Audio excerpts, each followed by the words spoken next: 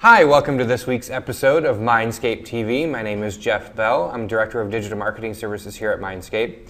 And today we're going to talk about our good friend Google's not provided keywords. As you probably know, if you've had any dealings with Google Analytics, over the years there's probably been, if your account is anything like ours, more and more not provided keyword terms. Without going too far into that, that's simply because people are searching logged into any one of the Google properties like YouTube, Google Analytics, anything like that. Once they're logged in, people's searches are actually hidden from us in Google Analytics. So how can you actually tell as we get more and more and more of those terms showing up as not provided? How can you make any decisions on some of those terms and decide what terms are sending traffic and where those people are going? Well, we're going to talk a little bit about how to make some assumptions on that information today. So if you take a look at my screen here, you'll see I'm looking at analytics and I'm in our account.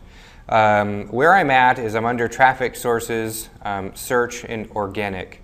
And you can see that for this time period, I actually have quite a few of our 1,555 visits. I actually have over 1,000 of them being not provided.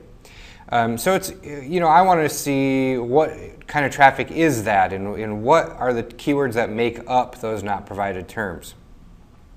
So one way we can do this is I like to add a secondary dimension to our data here. And I like to actually add landing page. So now this will show us not only the keyword, but then the landing page as well. Now what we want to do is sort by our landing page. So I click on the column header here, and you'll see right away our not provided comes up with one of these pages. Your content strategy needs a content calendar. So what this allows me to do now is I can see the keyword phrases from everybody in here, the ones that show up as well as the not provideds. And you can see the ones that are in here are very small in number compared to the 99 that are not provided. But I can see here's one: best way to make a content calendar, marketing, content calendar for digital marketing, content calendar for e-commerce, content development calendar, content plus calendar. So we can see that for the majority of these, we can be pretty sure that the terms hidden under this not provided label are going to be around the term content calendar, at least for the traffic that's going to this page. What we can do then is, if we show more rows, we can continue making some of those assumptions all the way down here. Let's see here. We go into, some of these we're not going to be able to tell if they only have a few keywords going there, but here we can see our WebTrain managed web marketing environment page. We've got Cornerstone University logo. It's a little weird. Login, WebTrain Cornerstone, Mindscape at Hayden McKendree, Mindscape Michigan, WebTrain Mindscape, and WebTrain. All of those sending traffic in here. If you ask me, these two Cornerstone ones are probably outliers since they're branded Cornerstone terms. These ones seem more likely. Mindscape at Hayden McKendree, misspelling there, Mindscape Michigan, WebTrain Mindscape, and WebTrain. Those are all branded terms, which makes sense that it's driving traffic to these branded WebTrain termed pages here. So again, now under the not provided, we can be pretty sure that the terms going to this page are going to be around our branded terms, WebTrain and Mindscape. So if we keep on going here, I'll give a couple more examples and then talk about maybe some strategies on using this method. We can come down here, web marketing case study, 2 men in a truck. We've got some not provided there.